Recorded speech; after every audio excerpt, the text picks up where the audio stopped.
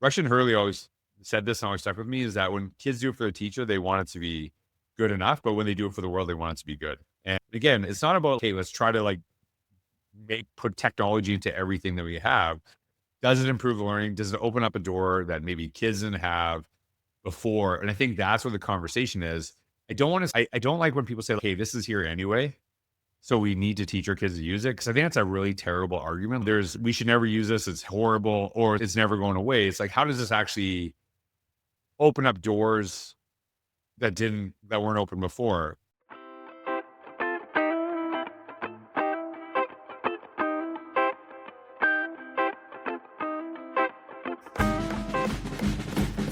So after 120 some episodes, I thought it's finally time to get my friend George Couros onto the podcast. Now, many people know George. Of all my guests, he would have some of the larger readership and people that know of his work. And so for many of you, this is not like some of my guests where you're learning about somebody new. George has become very well known in education circles, but I just have always appreciated George's accessibility. I think that would be the word I would describe his work. It's very accessible. It's very inviting.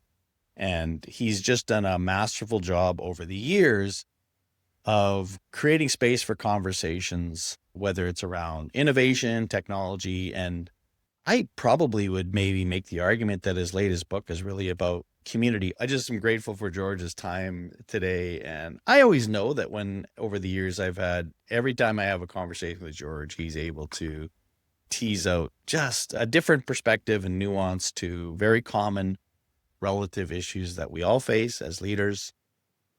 And I think he's become obvious. That's been his strength over the years, is to make that accessible, to make things relatable, to push thinking. He's never one to back away from challenging. But again, I think, and again, as he talks about, his book is about how do you do that in a way that doesn't move people away, but moves people forward together. I know you'll enjoy my conversation today with George Couros. Okay, one of my favorite things to do is origin stories. When's the first time we met, George? Oh, geez. Do you remember? Are we already starting? Are we recording? Yeah, we're recording. Of course we're recording. I probably with Alec somewhere. We probably met somewhere with Alec. I remember. You know what? We probably first met on Twitter. No, wait. We were in a class together. We were in a class together. We were in some distance learning class together. No, I remember it was at a conference in Regina. I don't know if Alec was speaking or something like that. And then I just remember you coming at the table because I thought, oh, this guy's quite tall. I don't know why. I remember that. Oh, he's pretty tall. Because Alec's not that tall. Didn't we take a class together though, too? We took something with the University of Athabasca. Maybe that's now. No, so right. Yeah. So if you took a class at the University of Athabasca, that's a pretty good guess. Right. So we took a distance learning class at the same time at the University of Athabasca. I remember that. So you're wrong. So I guess I wasn't as tall online. I don't know if that's true or not. I still think I'm right. But anyway, I'm guessing your class at the University of Athabasca. But that's just thing. I don't even know if I did or not. So I'm just like, you're a guest on my show. I have to say, sure, George, that's right. And I'll go back and do some research and find out if I did or not. Gotcha. Okay, whatever. Anyways, this was a terrible start to this podcast in terms of what I'd hoped it would come up, but that's fine. So what about, I love, and I know I don't know how much you touch on it when you're speaking to people, and I know you've written about it a little bit, but I guess your reluctance to embrace technology in some way, or just the early days, because there's lots of funny stories about your early days of Twitter and what even is this, that kind of thing, which a lot of people have. But I wonder about if you remember your mindset at the time when you were being introduced to a lot of things that you weren't familiar with. Yeah, weirdly enough, I actually started right away. I applied for a kindergarten teacher job, and I remember and that's what I wanted to teach. Kindergarten was the goal for me. And I'm in this interview, and they kept asking me about when I was on the student council of the University of Saskatchewan, that they asked me about this website I made. And I made a website. The only reason I made it is not because I was interested. I wanted to get on student council, and there was one opening on the council, and no one was running for it. I'm like, I'll do that thing. So I made a website once. And when I say I made it, I sat with somebody who showed it to me, and they did the whole thing. And then I put it on my resume that I had this position. When they kept asking me about this website I made, I was like, this is a weird question to keep asking in a kindergarten interview. And so I called them. They called me the next day, said, hey, you didn't get the job. You're a great interview. We really appreciated you. And so about 2 weeks later, I'm like, I gotta figure out what I'm doing here. So I called and I said, hey, is it possible to talk to the superintendent? I'm new to the profession and I want to get some feedback on how I did in my interview, if there's anything I can improve on, anything to get better at. And he came on, he said, I was actually just about to call you. We wanted to offer you a high school technology job. I'm like, what? And basically they saw that website, and I don't want to go into too much detail, but they had someone that they didn't want working at the school anymore, but they couldn't fill the position. And then they saw me in the interview, like that guy could fill it. So 2 weeks later, I'm working at this school on a temporary job. And then they asked, so I did that for a few months, had no clue what I was doing. And I go a little bit earlier. And what was interesting through the process, I would go in with these high school students and try to figure out what they're doing. And I would just say, hey, does anyone know how to do this in the class? And kids would be excited about that. And that was just something I embraced forever after. And then I was offered the job to return, but I didn't really want to teach high school. And then a job opening came up in Maple Creek, Saskatchewan, and it was a grade 4 teacher plus technology coordinator. So I was the tech coordinator of the school. I hadn't even taught a full year in education. So there's a lot of things I was doing with technology early on accidentally, and every position seemed to lead to the next one because I got more and more experience in the area. But when I became and probably this is around the time we met at the University of Athabasca, which you obviously don't remember because I wasn't as tall online. And I started pulling away because I saw this experience where, it's interesting because a lot of the concerns that are happening right now. I saw kids being put into a lab and a teacher would do some grading and the computer would just tell the kid what to do. And the kids weren't really doing what the computer was telling them what to do. I'm like, this is not really promoting any level of thinking. So I started pulling away from it. And then I met with Alec was really pushing me, my brother, Dr. Alec Couros, who I refer to as Alec because he's my brother. So I don't have to call him doctor and that. And he pushed me to get on to this stuff. And I started a little bit in famous first tweet, Alec, where are you? I had no idea what I was doing. And then a year later, I sat with him and Will Richardson and I think Jody Watson from Balf when we were there. And Will spoke to me in a different way. And I started just saying, I got to do what this is all about. And so I started really getting into it. And really, I think I saw what some schools were doing, connected with some administrators who were doing some really incredible things that were very different from our school district. But I also didn't want the kids doing the stuff in the school without me going first. So I jumped into creating my own portfolio, jumped into social media, and I started seeing, wow, this is really pushing my thinking. It's really making me more thoughtful.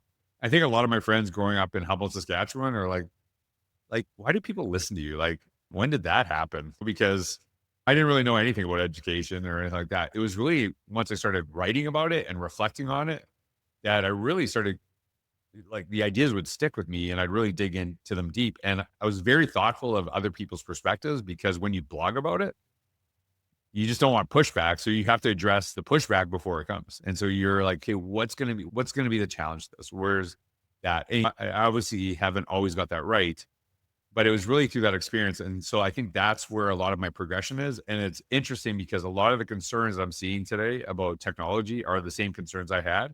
And if you're dumping kids off, if maybe it's not a lab, obviously, but if you're just dumping them on a computer and getting them to consume information, but not actually create, reflect, do anything meaningful, yeah, it's going to be an issue. And I wouldn't want it either. So it's really, how do we use the technology? And I think learning through going first has really helped me over the years.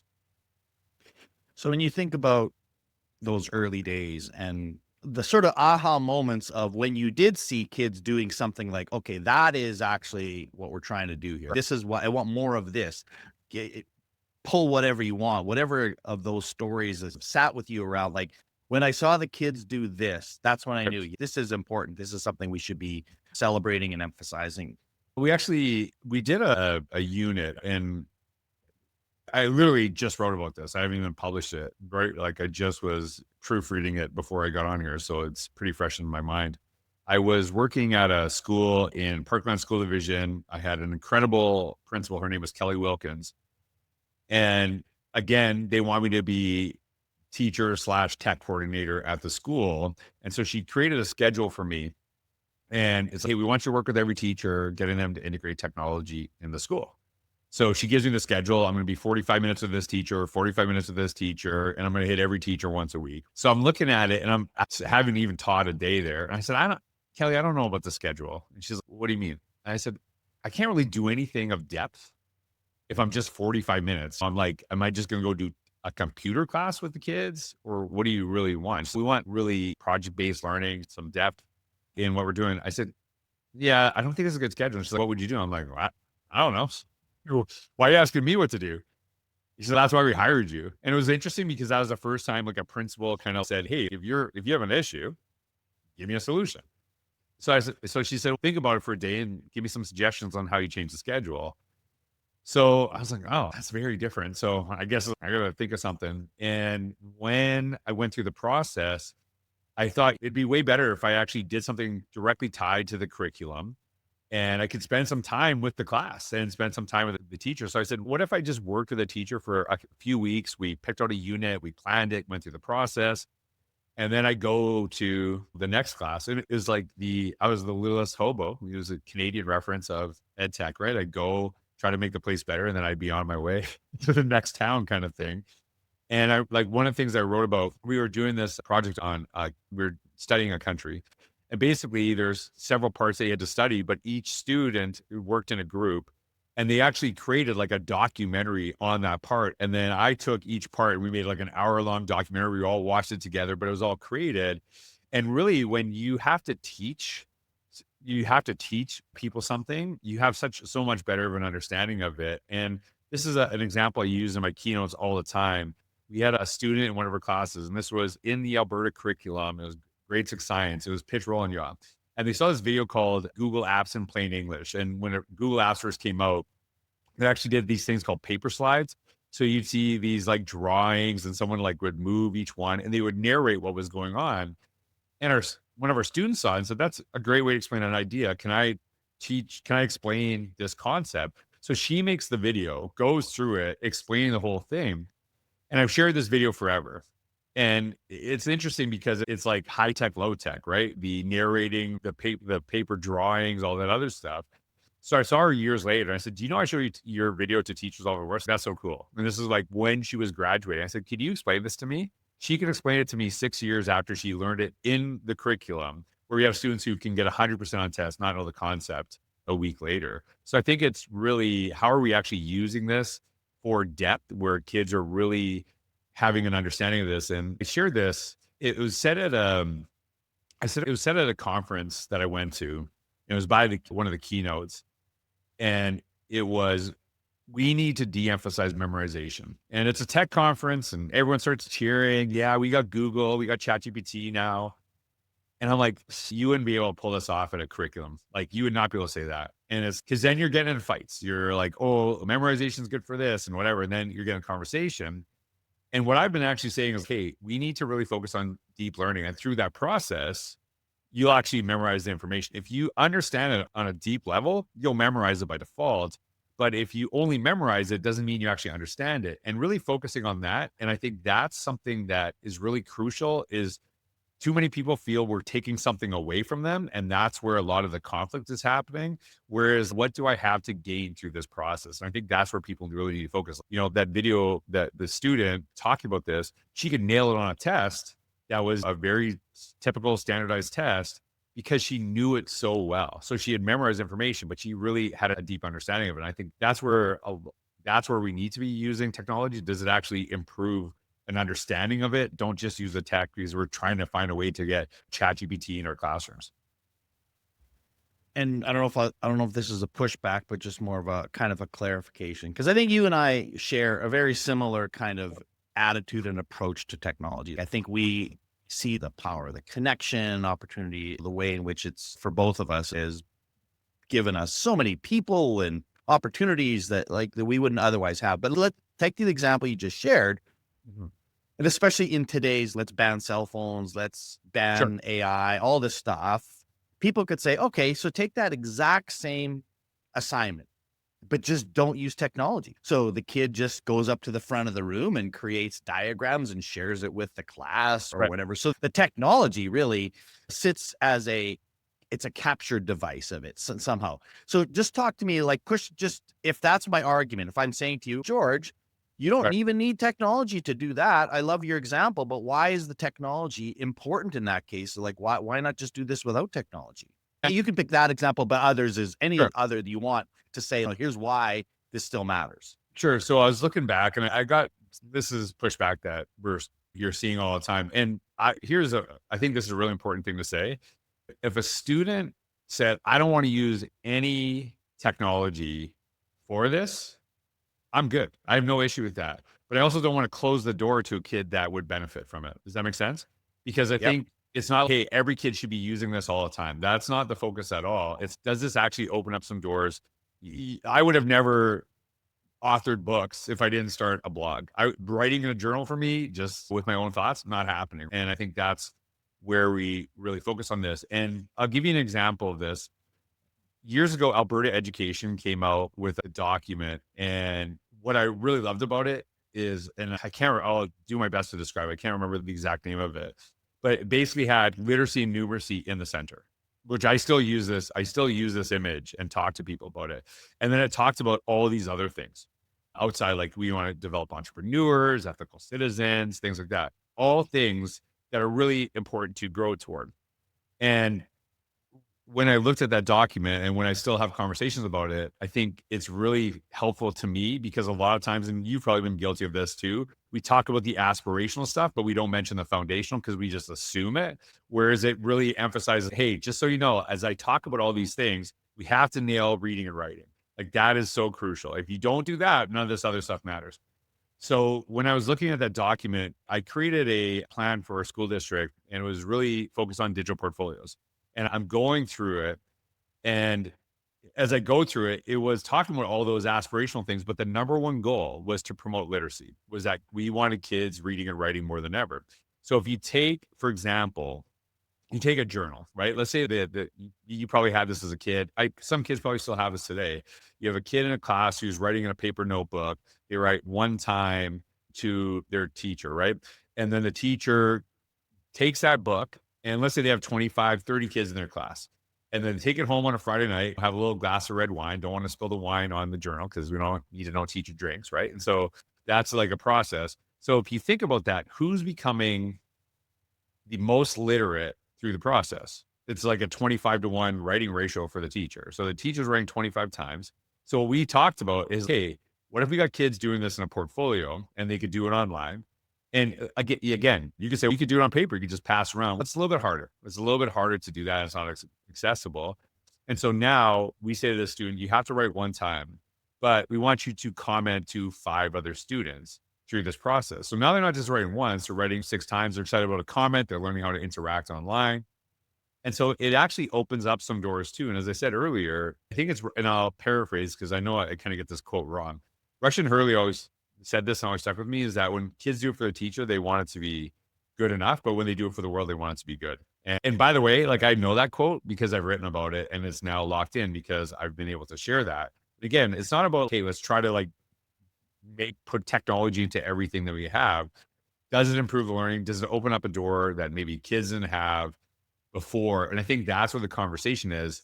I don't like when people say, hey, this is here anyway, so we need to teach our kids to use it. Cause I think that's a really terrible argument. We should never use this. It's horrible or it's never going away. It's like, how does this actually open up doors that weren't open before? And I can tell you from going first, and I think that's a big thing for me. There's a lot of stuff I do today. There's a lot of things I know today that I wouldn't have known if I didn't start really thinking, then really going through the process of reflection, listening to other people and connecting with people outside of where I was that really pushed my learning. So I'm trying to intentionally teach kids how to do that as well. So I think if you're going to do that successfully, the staff has to go first. You cannot just and I think this is a lot of the issues that have been caused.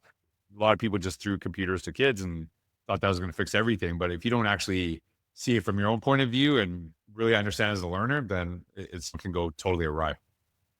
Well, and I think it just speaks to the fact that people are generally uncomfortable with nuance and complexity. Like the fact that there's not just like one thing to do, because we want that. Like, oh, let's everybody do this, or nobody does this, or whatever it is. I think it's the same thing, because I love your take on even in the AI conversation. Like I had a high school teacher say the other day, he says, I got 5 kids who don't want to use AI. Yeah, great. It's good. They don't have to. This is not something that you thrust on everybody. You want to, at some point, make sure that they have the understanding to make that decision on their own. But if they, at this point, are at a point where they don't want to use it, that's fine. So I don't think that's ever the issue. But also, let me interrupt you for a second, Dean. I want you to think about this too. Imagine that we are so tech heavy and a kid said, hey, I actually benefit from a pencil. And we said, no, you have to use the computer. yeah, People would be upset about that. Right. And I think, Right. as they should be. Right. So yeah, I think, no, man. I was sitting there at this conference last week, and I'm looking, there's a panel discussion, and all of them had a different way of, one of them had a laptop right in front of them with notes. Somebody Right. had their phone. Somebody had a piece of paper. And I just think that's awesome. Everybody's figured out what works for them. And that's our job, is introduce kids to a myriad of ways in which they can process information. And hopefully as they grow through it, they'll decide, you know what, this kind of works for me. This doesn't work for me. And so there's that agency, that ownership has to be explicitly offered at many stages. And to your point, just processing in your mind, is that how I want to do it? Does that work for me? Like, I think reading is such a fascinating one, because there are people who just have to have a hard copy of that book. Some people, everything is Kindle. I mean, there's research that might speak to the benefits of a non-screen experience with reading, and I think that's valid to consider. But obviously, it's not all or one. Like there's nuance to that, right? So when people want to just make the rule, I think as soon as you do that, you're putting yourself in a corner that now you're going to have to fight out of it and make a stand on something that maybe you shouldn't really be making a stand on, because you've just tried to draw a hard line. I'm sure you've highlighted in paper books, right? You've highlighted something that stuck out to you. But so I read on a Kindle, or I read on my phone, whatever, highlight it in there. And then later I'll open up the website that has all my highlights, and then I'll pick It's some searchable. And then I'll pick all the quotes, and then I'll actually decide, I want to blog about this quote. So it doesn't matter if you read it on paper, you read it on tech, if you don't actually do anything with the information. And so if somebody were to write in journal too, I just wouldn't do that. And we didn't grow up with this stuff. And as a kid, I remember those little paper reinforcements, the little things that you put in your binder. I like solely kept that company alive as a kid. All my paper was destroyed. I couldn't keep anything organized. With technology, I'm way more organized. I don't know what it is. I don't know why, but you can't say I grew up with this. So I didn't grow up with it, but it's like totally changed how I interact with stuff. And so at the end of the day, is there different ways what we can create with this? Is there different ways that we can have content? I purposely, it's about me. I've been blogging basically for 15 years, and I make it a point every single week to write something, to sit there. And it's more about it. I'm not trying to chase trends. I'm not trying to hit what keywords are I'm just like, what do I want to talk about? This is something that's important to me. And if it's going to resonate with somebody, but it is a way for me to really deeply think. I don't know if I would do that with a piece of paper, because I can't even read my own handwriting. And I did all the stuff as a kid. We all have our own forms of cursive as we get older. But I think it's just about opportunity. And a lot of the anti-technology conversation, like the advocacy against tech, is coming via social media, which I find fascinating. Okay, I want to actually bring attention to how you should be using tech, using the thing that I say kids shouldn't use. So it's also coming from, in a lot of cases, a point of privilege. Like you say, I choose not to use tech. Great for you. What about a kid that doesn't have a mom and dad at home to help them? Like you're saying that from a point of, oh, you have all these other supports and ways to process and think. Great. Good for you. You got a library full of books in your house. But in many cases, the advocacy for technology is often to say, what about kids that don't have certain opportunities? Like, how do we do that? So anyway, that's, I think, just important to keep in mind. You bring that up. And so I know like a lot of people use the SAMR model, and I really push back against it on the sense, because I think it's more of a techie thing, and it's not going to appeal to the kindergarten teacher who's not really interested in technology. So if we're talking about substitution, augmentation, is, hey, does this actually improve learning? So the lowest level, according to the Sammer model, substitution, right? So do we really want a kid reading on an iPad when they can read on a book? And so we'd almost ding teachers for doing that. What if the kid has a visual impairment and actually benefits from enlarged? Listen, I'm getting older. It's easier for me to read on my devices because I can enlarge the text. So that it actually is transformational to the kid. And I think that's where we need to focus. It's not, hey, where are you in this level? It's like, how does this help this student? How does this help this kid? And I think that goes to your point is, and that's hard to make. It's hard to make those decisions if you have no experience with technology. They don't even know what it could do. And that's the part of the problem is people don't know what it can do. And that's why, like, the work that I'm doing with AI is part of it is I'm not trying to promote it because I 100% see the negative sides of it and are worried about it as much as anybody. But until you know let's stress test this. What can it do and what can it do?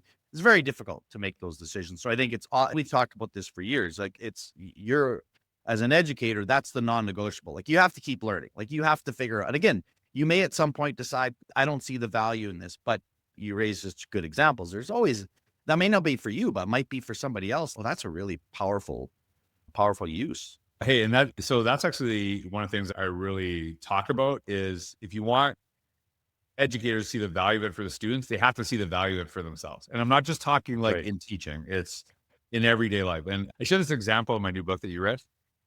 Okay, just wait, because I want to transition to that. Speaking of writing, you can go on here. Speaking of writing, speaking of all this stuff, how come you had to write another book? You had a lot of success with the first book. Wasn't that good enough? Listen, I know you haven't read it yet. And so why did you write it? No, that's what I'm going to tell you why. Okay, go for it. So we know, so the new book is called Forward Together, Moving Schools from Conflict to Community in Contentious Times, which is, I think, a pretty relevant topic, right? And it's not just, it can be politics that we're talking about. It could be technology, it can be the reading wars. There's all this contentiousness. And it's like and it's interesting because I think the fringes of every conversation are dominating the narrative where most people are somewhere in the middle. And I think that's who I'm trying to reach. The majority of people that just want to figure out the best way that they can help their communities.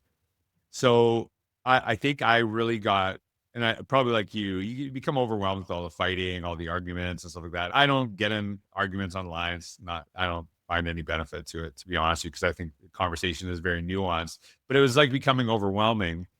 And I just want to check out, probably pull back on social media. And in July of 2025, I'm working out and I stay off my phone, but for whatever reason, I get tagged in a post by a gentleman named Jesse Foss. And he is a teacher in West Islip. It's in Long Island, New York.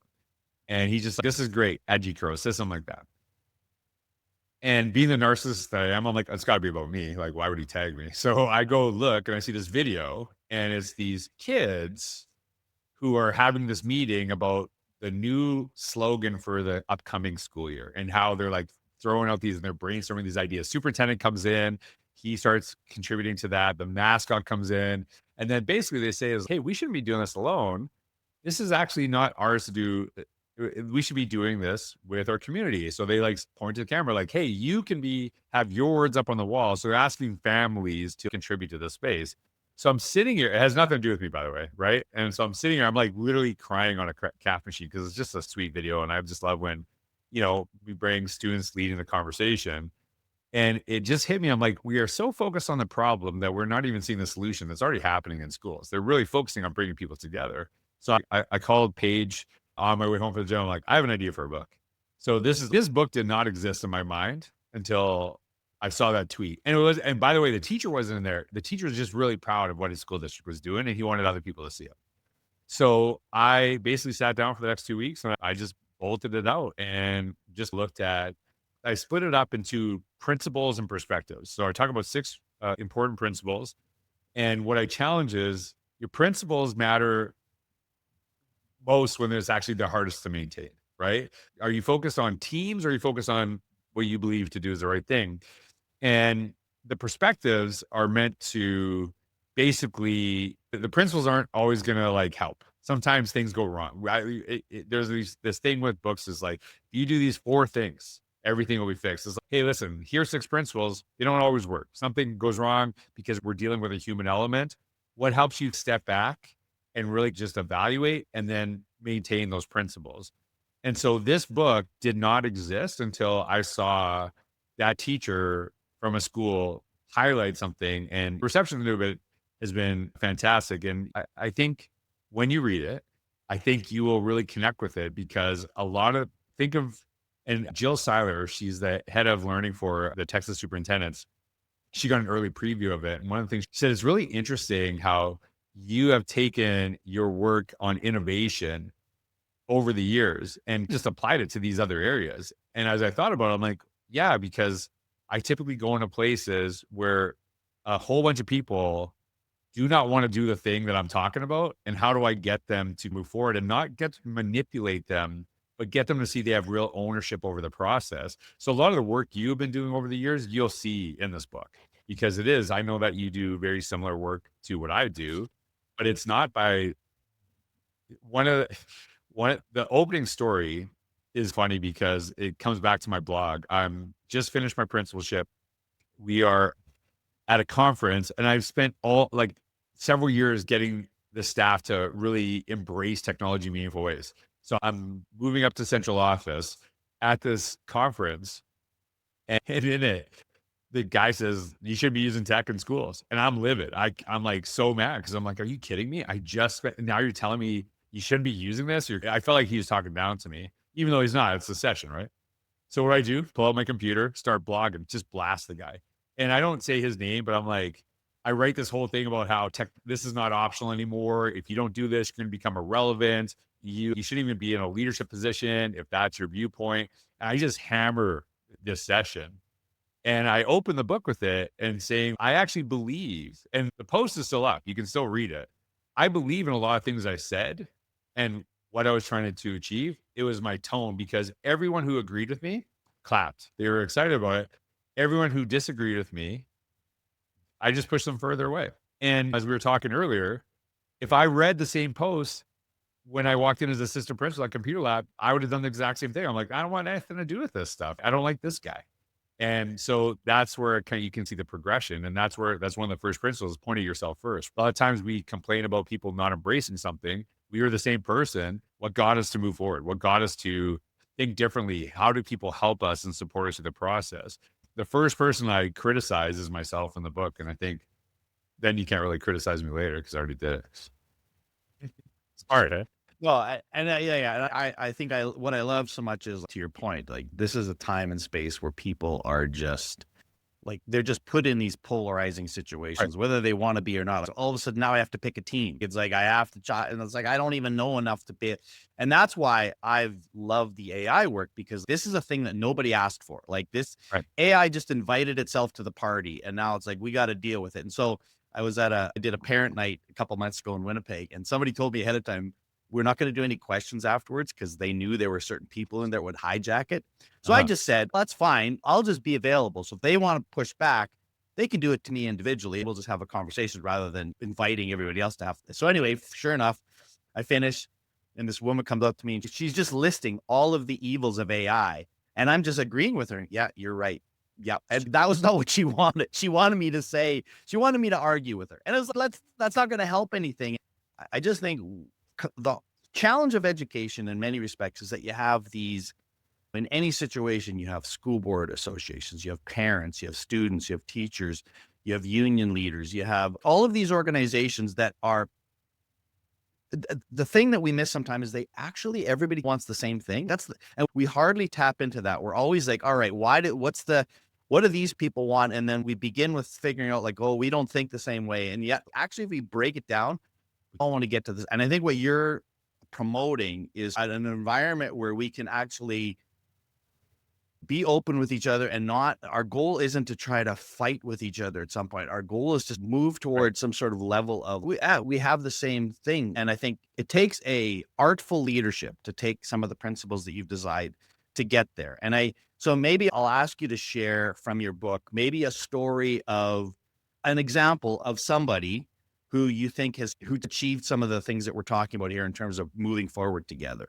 It's funny because you know the saying diversity is our strength, but it's not if we are going in totally different directions. It causes more issues than anything. So I talk about diversity is our strength towards achieving a shared goal, right? And so you can have different perspectives, but we still have to kind of be focused on doing something together. And I think That's that's right. where is that if you're all over the place, and if you looked at my hiring as an administrator, I used to hire people who were very different than me because they would appeal to different people and they would see things that I wouldn't see. And that was taught to me by my first principal as an assistant principal, Archie Lilico. We got in a fight in our interview, if you can believe that. And yeah, I was like, this is the worst interview I've ever had in my life. It was so bad. I'm not even kidding. We were yelling at each other. And a couple of days later, he said, "Hey, I actually want to hire you." I said, "Are you kidding me?" I said, I thought I had a terrible interview. He said, "You're the only person to push back on me." And I'll tell you this, I'm the principal. So if anything goes wrong, I'm getting the blame. So here's the thing I need you to do. If I'm doing something you don't agree with, make sure you tell me, but don't tell me after the fact. Don't hold it in. But if I say we still have to go in this direction, I need you to back me up. So I do want to hear the perspective. And so that's how I looked at the people that I surrounded myself with was, hey, I want you to push back. I want you to challenge me because I'd rather get it right than be stubborn. And because this is the thing I've been talking about quite a bit. I think you notice I have an ego. So you have an ego too. And in leadership, how your ego gets fed is not being by not or being better than everybody. Your ego gets fed by making everybody better. That's how you actually excel in leadership. So that's how that gets fed. And you were talking about what's a story that I have from this. And it was interesting because of your experience. A lot of times when I talk and I'm finished, what I say to groups is, listen, I shared some ideas with you. Here's what I'm going to ask you. What are your ideas? And what are your questions? And this is the most important one. What are your challenges? And I want you to push back on anything I said that you disagree with. There is only one rule for this. You cannot push back on me at the end of the day in the parking lot when I am not there. You have to do it in the room. You have to do it in the room. And it's interesting because when you invite challenge, I think it actually calms it down a little bit. But because you're getting, everyone who's listening to this is getting challenged, by the way, everyone. Do you know about it? That's the difference. So I'm like, hey, if you're going to push back, let's just do it. Let's talk about it. And the humility of saying, because I might not be right. Like I might be missing something. There's some context I'm missing. So I'm in Texas. I'm working with similar what you said, school board trustees and superintendents. There's a gentleman there, big guy and big Texas guy. And he goes, I'm going to push back on you. I'm like, awesome. But before we get into it, what is your name, sir? He said, oh, my name is James. I'll never forget this. He said, my name is James, but my friends call me Rusty. You have to call me James. Okay. So it was like, this is so funny. Like I actually started giggling a little bit. And I was like, that's a gutsy thing to say. So I'm like, I got you, James. What's the pushback? And he said, I don't like this tech stuff. I think it's pretty bad. And I'm really struggling with it. You sound like my grandson, to be honest with you. And I'm like probably 10 years younger than this guy. And I just don't think it's a good thing. I said, okay, can I ask you a question, James? And he said, yeah. Do you think kids are better technology say than we were at the same age? He said, of course they are. I'm like, I'm going to push back on you. I don't think they are. And here, I'm going to take a little guess here. Do you know how to change a tire? He said, yeah. I said, listen, I'm younger than you. I don't know how to change a tire. If my tire goes flat, first thing I'm going to do is grab my phone. I'm not even going to try to figure it out. I'm just going to call somebody. I ain't doing it, right? So that you have to understand that's a technology. You just never know in a world without a car. So that is a technology that you understand. Do you remember your first iPhone and the manual that came with it? He's like, yeah. I'm like, no, you don't, because there was no manual. It just had buttons. You just press it, it talked you through. Here's what I want you to think about. The technology is becoming so good that it is actually, we have to think less through it. So what I need you to understand is that your experience and wisdom, because when I had an Apple IIc to get that thing to do anything, you had no programming, coding. It wouldn't just do stuff for you. You had to do stuff to make it to work. Your experience and wisdom are so crucial. And I think there's a lot of concerns that people have. If you don't insert yourself into this experience in your school district, I think the kids are going to be in trouble. I think they are going to become dumber. And I think that's the problem. So you can see the guy changing. And then what's interesting, him and I start talking and you can see he's starting to like me a little bit. He sends me an email right after the conference. And he said, I love how you use challenge as a way of teaching instead of beating someone down on why you were right. Because like it was really important that he saw himself crucial to the story. But the best part of it is at the end of the email, he signs it Rusty, which is like his buddy now. So it's just like an amazing thing. And it wasn't like I'm manipulating the guy. Those are all things I really believe. I really do believe Yeah. that if you don't teach this, it's gonna actually be worse. And Right. getting him to see that. So a lot of times we tell people like, hey, we need to share a story. But the reality of it is it your story or is it like a community story? And does the community see they're really crucial characters in the success of that story? It's actually not just telling your story, it's about how you create that story together.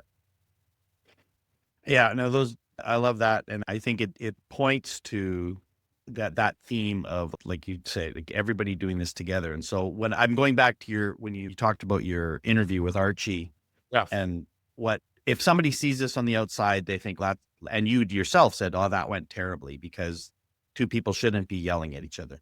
Right. So what makes me think about in that is you explain this other story. I think I captured the nuance there, but in that one, it's like something Archie was either he had in his own processing of that situation where he didn't take offense to what you're saying. He Started saw yelling at that you. as a strength of yours. He But started- yeah, but also maybe, and you probably don't remember specifics, but maybe even in the way in which you pushed back, Mhm. I'm going to guess it wasn't a personal attack. Like all the things Oh, that sometimes slip into these debates that are like, that's not really, you're inserting something into this that shouldn't be inserted in, because this isn't about, but of course, the challenge is that so often people's identity is tied to their positions on these things when it shouldn't be. It's bad, you know what? And I think, again, I make the assumption that you're here to do the right work. Unless you show me otherwise, I'm just assuming that you're trying to do the very best you can all the time. And I would argue for 95 or higher percent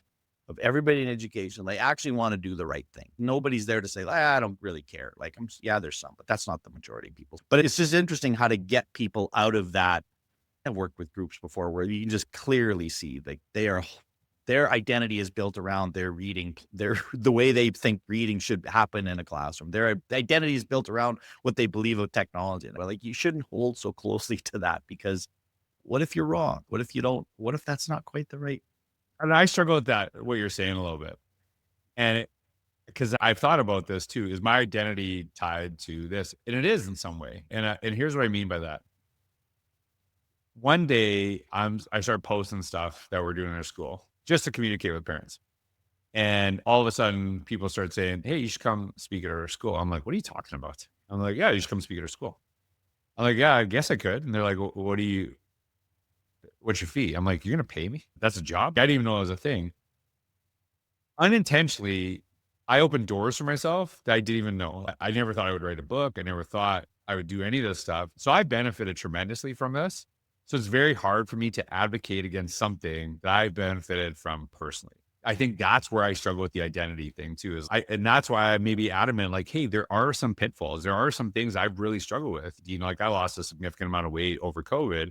And one of the things that I used to do all the time, first thing in the morning, I just go on Twitter for 5 minutes, right? Just check Twitter for 5 minutes. And that 5 minutes turned into an hour. I'd be upset. I'd struggle.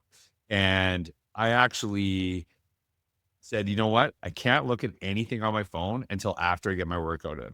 And after that process, and so even if I see the negative tweet, that get the negative email, after I work out, I feel way better. Like I'm way better to deal with it. And I think when I share that with students, because I do have conversations with students about this stuff, there's a credibility I have in the sense that I'm using the thing that they're using and I'm talking from a place of experience. Whereas one of the things that a lot of teachers get concerned about is I don't want to listen to someone who's never taught.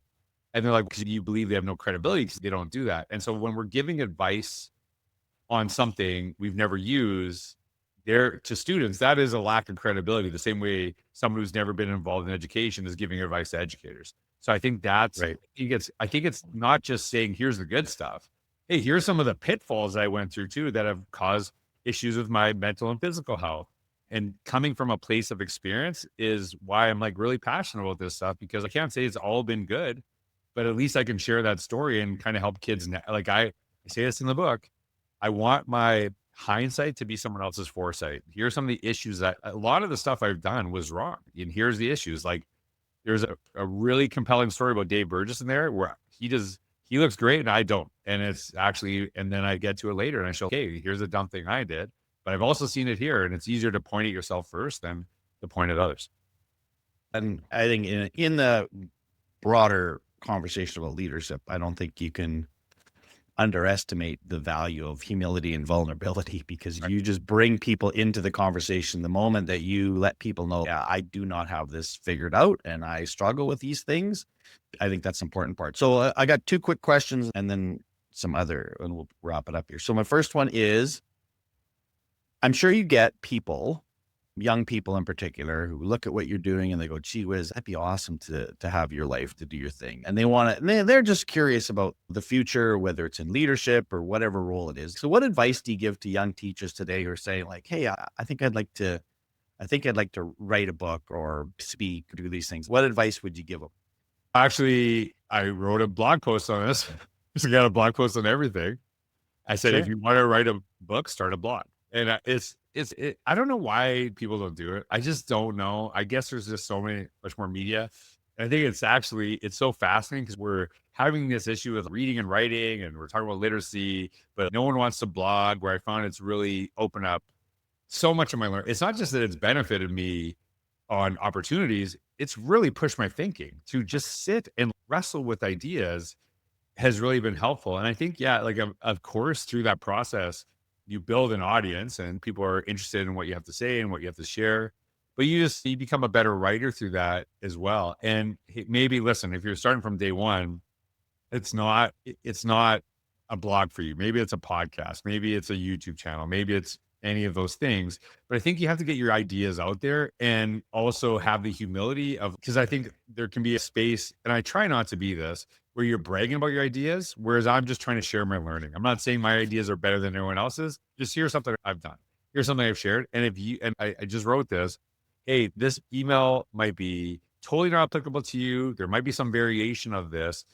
The hope is that you take it and apply to your own situation. I'm not trying to tell you what to do. I'm sharing some ideas. I think that's where people have to do this, because you look at, and people don't want to do this, and it's hard for them to grasp. People are like, I want to write books. I want to speak. I'm like, okay, so what I've been doing is for the last 15 years, I've been writing at least 2 to 3 times a week, been posting that, been posting here, posting that, sharing my learning. Can you keep up with that consistency? Because you've seen someone get really excited about it. They blog 14 times in a week, and then they're like, this is unsustainable. And then they never touch it again. I'm like, listen, just try to do it once a week and post every Monday at 9 a.m. Just do that and just start with that. And that's something you can actually maintain, but you have to be consistent with it. And it's not just about building an audience. It's actually one of the things that I have found, and you asked me a good question. You said, like, why would you write another book? If you had asked me in June of 2025, I have no book in me. I have no book in me at all. Like I'm good with my blog. I've already written books or co-authored books, and I was happy with that.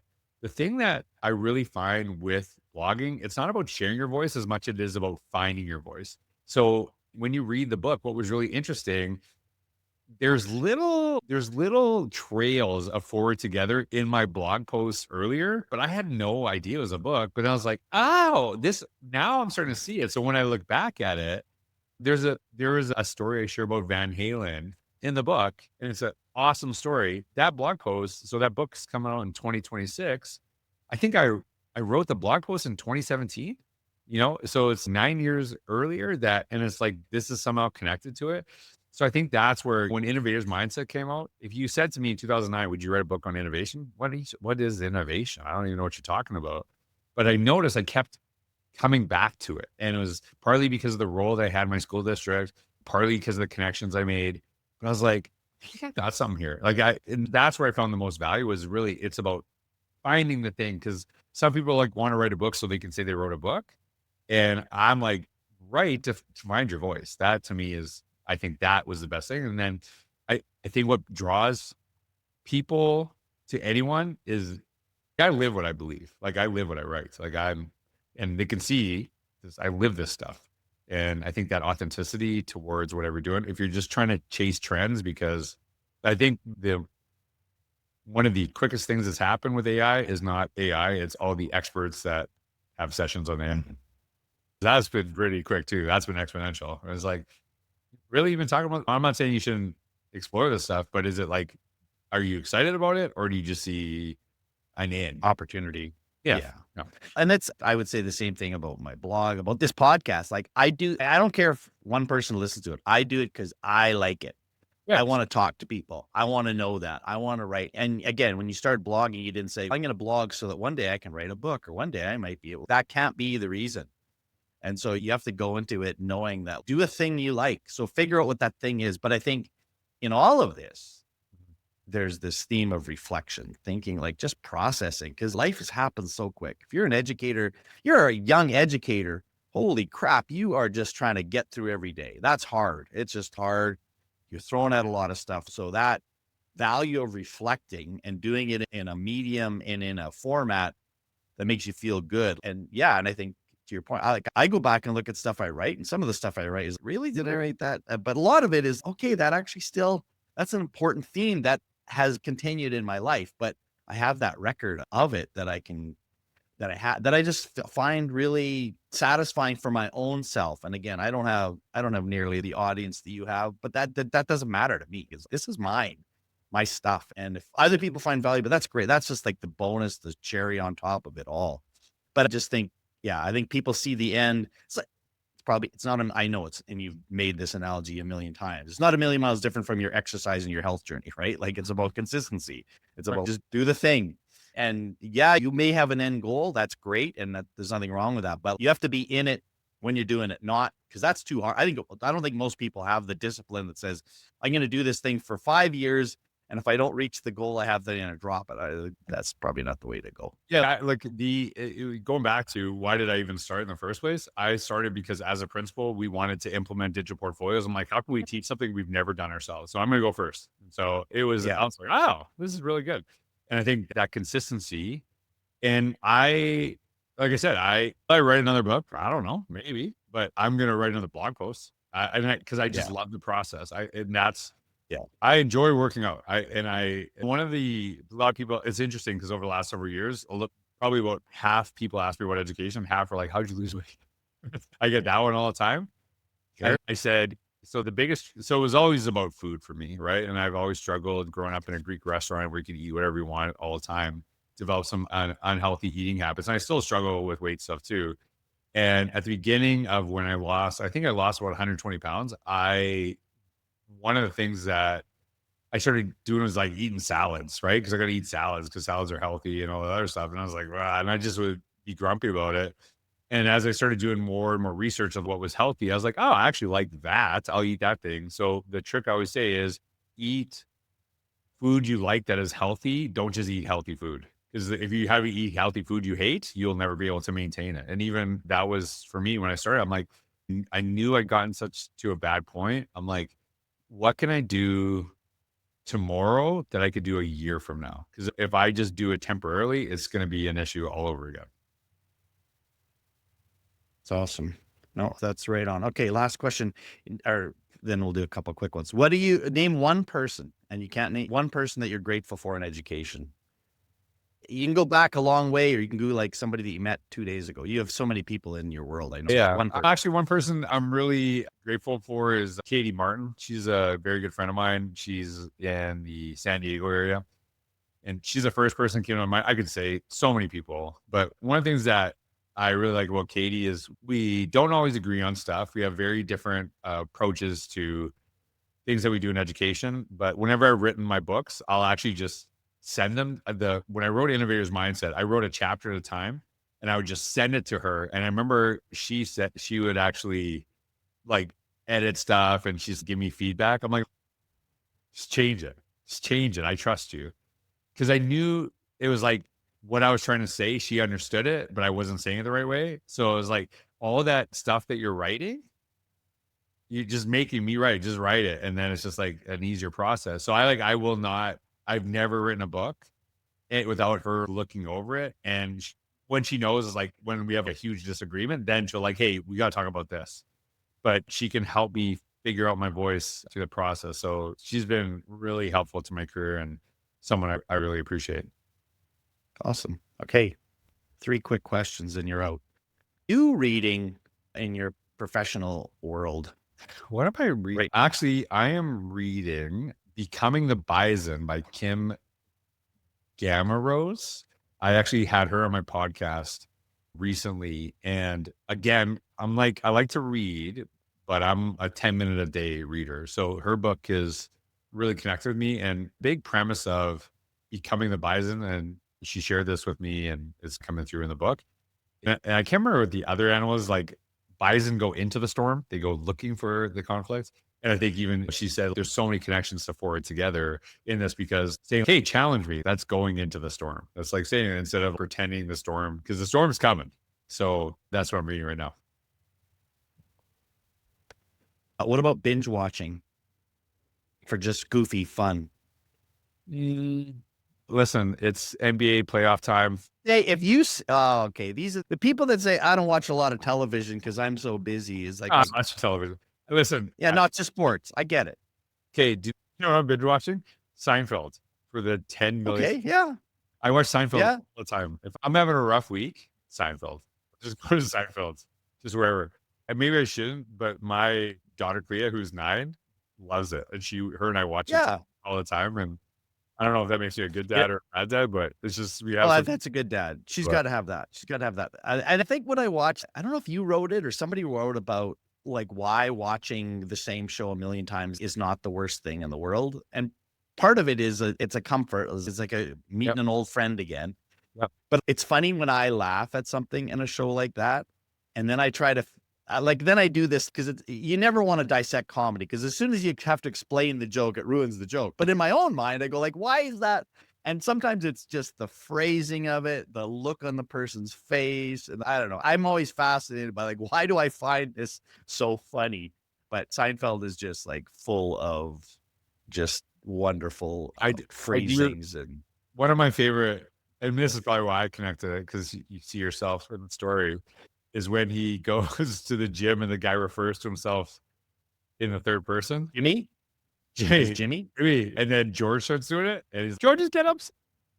I've said so many like George. There you go. Yeah. So immediately, there you go. Perfect. And I used to, in University of Saskatchewan, I used to have as my answer sheet, believe it or not, George is at home. George isn't at home. So there's a lot of George references in there, which I appreciate. Yeah.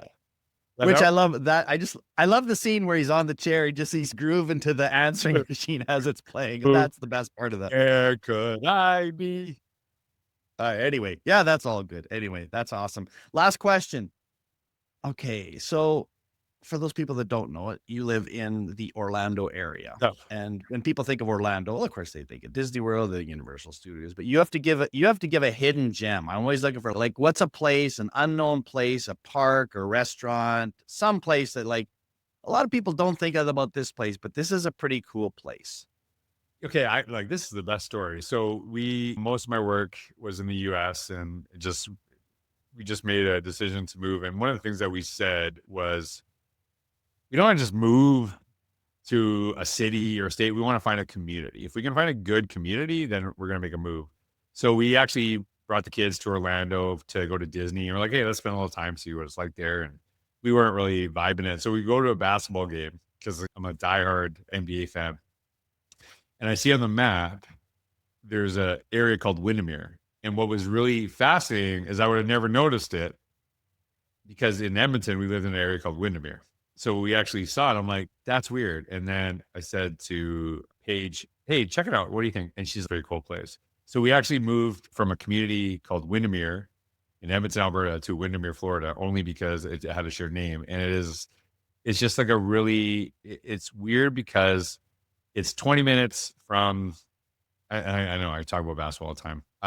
It's 20 minutes from going to see the Magic, but it's like this small town that reminds me of Humboldt, Saskatchewan, just without the snow. And it's just a beautiful little town. It's very community focused, and I just love it. I love it here. So a lot of people have never heard of it, but it's a really community focused place, which I really love. And I always wondered why my parents, who were immigrants, from Greece, we moved to Humboldt, Saskatchewan. That's such a strange thing. And I just am so proud of that I grew up in Humboldt, Saskatchewan. So I want my kids to have that small town. Maybe that's a nostalgia thing, but yeah, just community is everything to me. Thanks, George, for your time. Always a pleasure. I know you've been asking me to be on the show for a lot of years, and I just can't believe it. I didn't know it was going to be loud. I didn't know it was loud. It's about time. Oh, no. Appreciate you reading my book, too. Appreciate you reading my book and taking the time. And okay. All right. We're good, right? All right. Take care. See you, buddy.